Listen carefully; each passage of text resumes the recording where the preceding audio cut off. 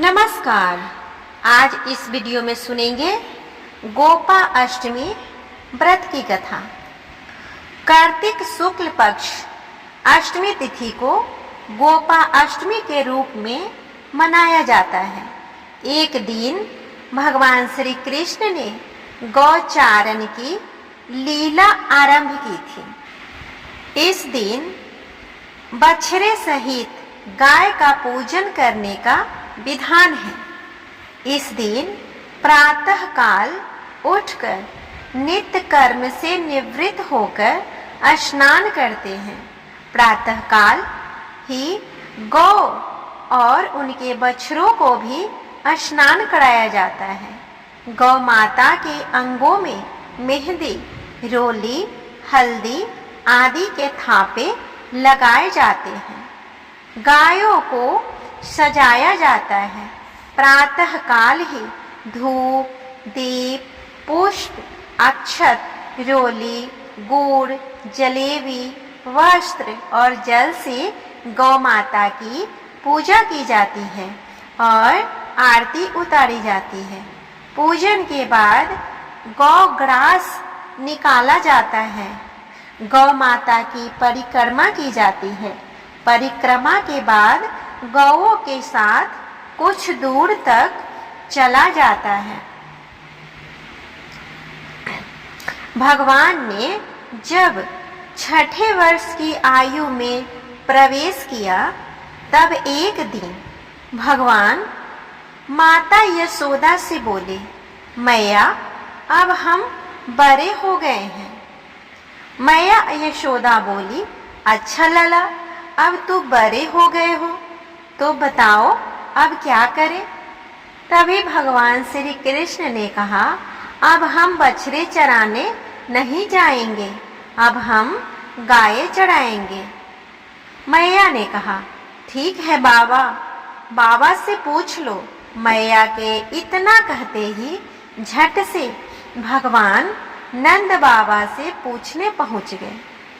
नंद बाबा ने कहा, लाला अभी तू बहुत छोटा है, अभी तू बछड़े ही चराओ। भगवान श्री कृष्ण ने कहा, बाबा अब मैं बछड़े नहीं चराऊंगा। जब भगवान नहीं माने तब बाबा बोले, ठीक है लाल, तुम पंडित जी को बुला लाओ, वह गौ चराने का मुहूर्त देखकर बता देंगे।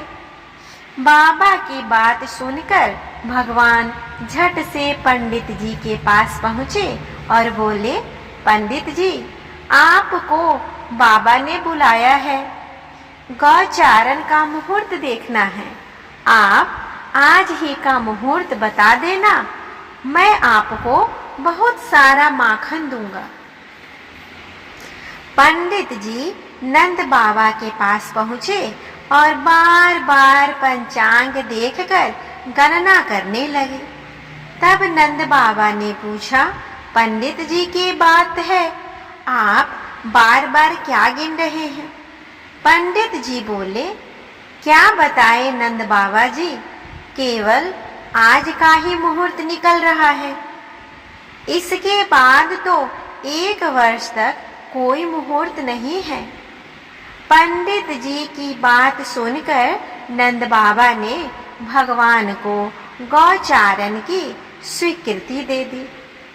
भगवान जो समय कोई कार्य करे वही शुभ मुहूर्त बन जाता है।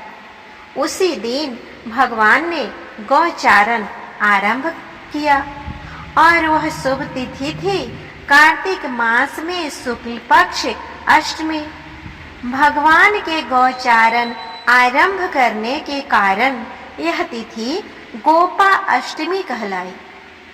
माता यशोदा ने अपने लल्ला के श्रृंगार किया और जैसे ही पैरों में जूतियां पहनाने लगी तो लल्ला ने मना कर दिया और बोले, मैया यदि